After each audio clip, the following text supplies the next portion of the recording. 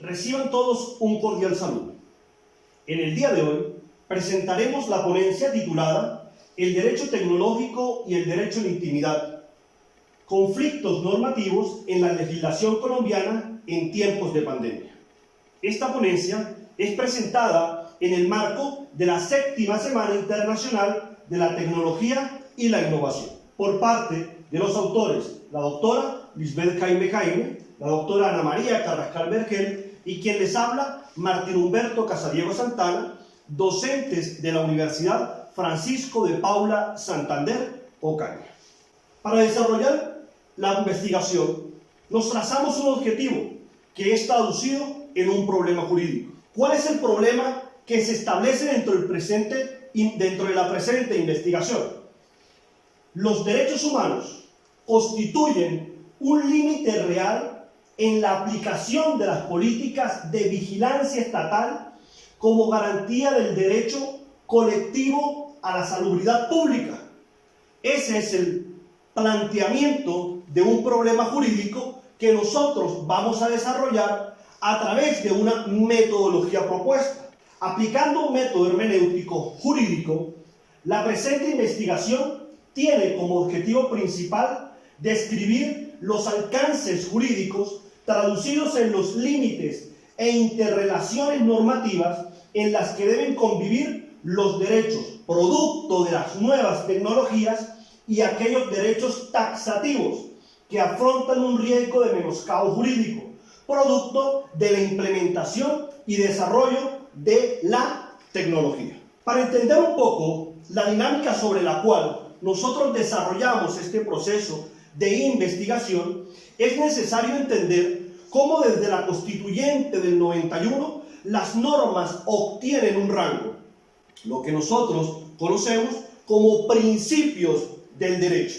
Esos principios, enmarcados positivamente en el ámbito del derecho constitucional, nosotros los vemos como derechos fundamentales. Esos derechos fundamentales no tienen una escala jerárquica, sino que se interrelacionan normativamente y se armonizan para lograr proteger esa piedra angular del constitucionalismo.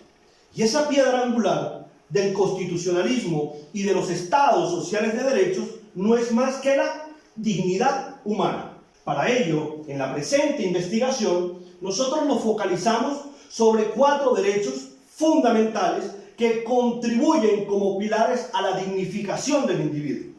¿Cuáles son ellos? Primero tenemos el derecho a la salud, el derecho a la intimidad, el derecho de habeas data y el derecho de acceso a la tecnología. Cada uno de ellos ha tenido una evolución normativa desde la Constitución de 1991 y la Corte Constitucional ha hecho sus respectivos pronunciamientos desde sus inicios. Todos los derechos, como lo vemos en el presente esquema, se interrelacionan con el objetivo de garantizar el derecho a la dignidad del individuo. Esa dignidad que está vista desde diferentes matices, o sea, la dignidad del acceso a la tecnología y por el otro lado, el derecho a la intimidad. Todos los derechos aquí contemplados contribuyen notablemente en el proceso de construcción de la dignidad del individuo. Este derecho a la intimidad básicamente está dado no solamente por el derecho a la intimidad solo, sino que también hay otros derechos que robustecen este derecho a la intimidad, como por ejemplo la intimidad personal, la familiar y la intimidad social, asimismo como el derecho a la privacidad, el derecho al buen nombre y el derecho a la honra.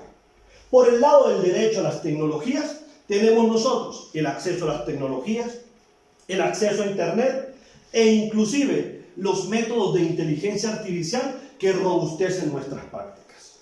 Bien es conocido por cada uno de ustedes que nosotros nos encontramos afrontando unos tiempos de pandemia producto del COVID-19. Esos hechos de salubridad pública notablemente han afectado la vida social de toda una humanidad. Pero nosotros teníamos, por otro lado, un conjunto de normas que no regulaban esas situaciones.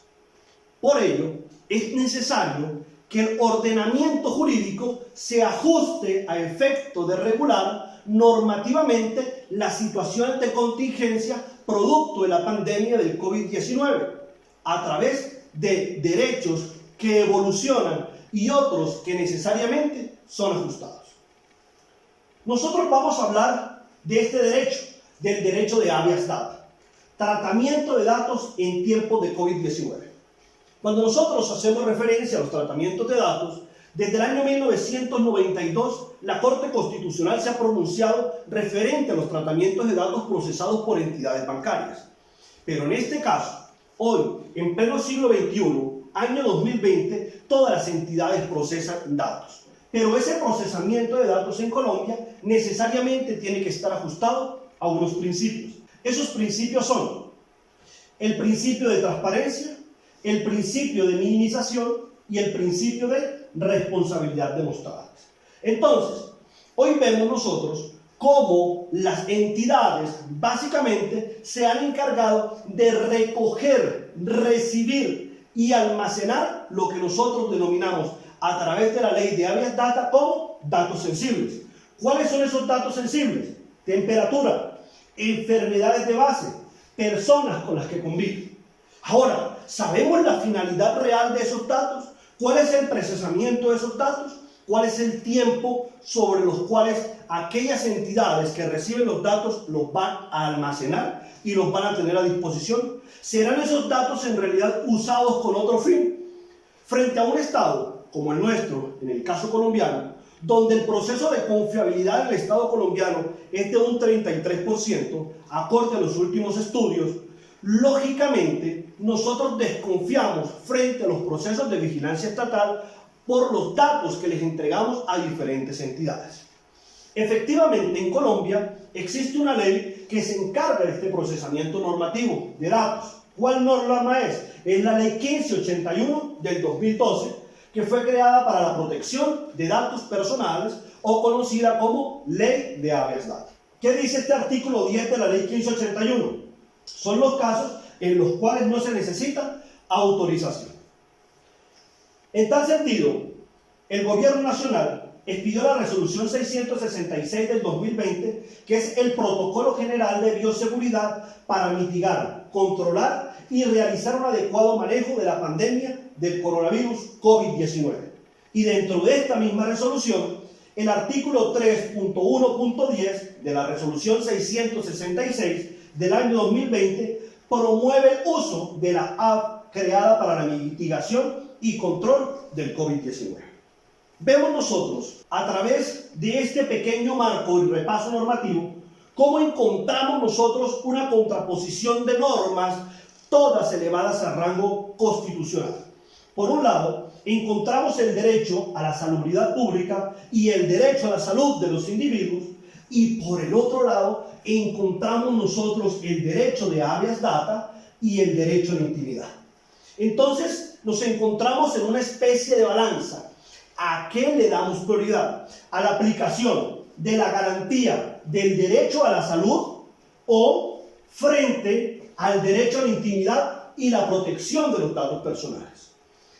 Bien es cierto y conocido que la Big Data se constituye en una herramienta fundamental frente al procesamiento de datos y la aplicación de políticas públicas que permite medir los resultados de forma efectiva y direccionarlos en caso de cometer un error.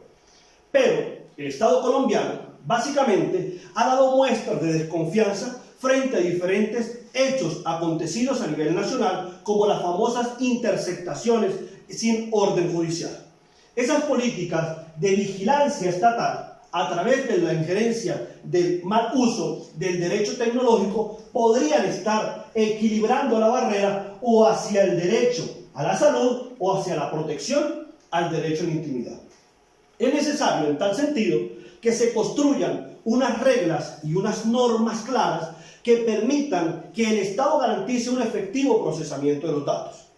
A través de diferentes aplicaciones creadas por parte del Estado colombiano y de algunas otras ciudades, como por ejemplo Corona App, Medellín Me Cuida, Bogotá Cuidadora, Básicamente, nosotros le estamos entregando un conjunto de datos que fueron determinados por la ley de habeas data como datos sensibles. Pero esos datos están siendo procesados por parte del Estado colombiano sin que exista una autorización previa por parte del individuo o quien otorga el dato. No ha sido clara la finalidad, tal como lo establece los principios dados de la ley de habeas data. O sea, las aplicaciones y el derecho tecnológico no están dadas o no fueron formuladas teniendo en cuenta los principios de la ley de habeas data. Y por tanto, básicamente, se estarían violando derechos como el derecho a la intimidad. Pero entonces nosotros diríamos, entonces dejamos de por proteger el derecho a la intimidad, dejamos de proteger la salud de los colombianos. Pues para eso es necesario hacer un proceso de ponderación y establecer cuál de estos dos derechos efectivamente es el que tiene mayor valor. Y en la medida de las circunstancias, lograr la protección de ambos derechos y la garantía absoluta de los mismos. Para ello nosotros encontramos como solución, producto del proceso de investigación desarrollado, que existen unas normas o unos resultados a efectos de garantizar, por un lado, el derecho a la intimidad, el derecho de habeas data y, por el otro lado, el derecho a la salubridad y salud de los colombianos. ¿Cuáles son esas reglas o soluciones de ponderación? Primero, el diseño, desarrollo e implementación del consentimiento informado frente al procesamiento de datos sensibles. Es necesario que el Estado colombiano establezca una política clara frente al diseño e implementación de la información que le ha sido otorgada. Segundo, medidas de seguridad y monitoreo de la información de datos personales. Es claro que frente a un proceso de vigilancia estatal y la desconfianza existente en el Estado colombiano, se establezcan políticas claras frente al procesamiento de los datos que yo le otorgo, estableciendo la finalidad de los mismos y el tiempo en que esos datos van a dejar de utilizarse.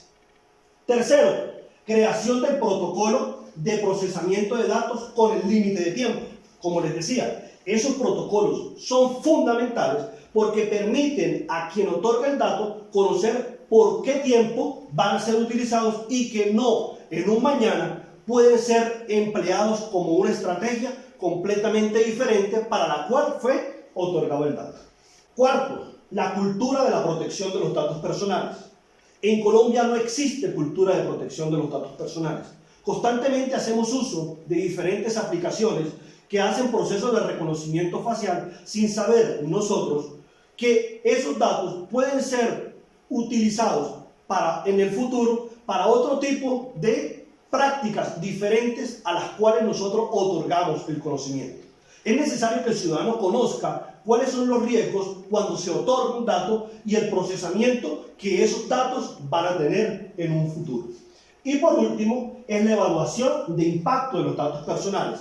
¿Cuál es la finalidad de esos datos que yo otorgo? ¿Hacia dónde van dirigidos? ¿Qué busca el Estado colombiano? En realidad, los datos entregados a través de las diferentes aplicaciones logran en realidad controlar y mitigar efectos de la pandemia. Esas serían las preguntas que nosotros nos resultaría que debería de formularse al momento de implementar una política de manejo de datos.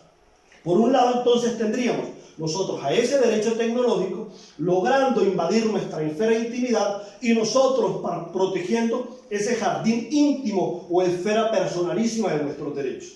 Ahí nos encontramos nosotros frente a esa ponderación.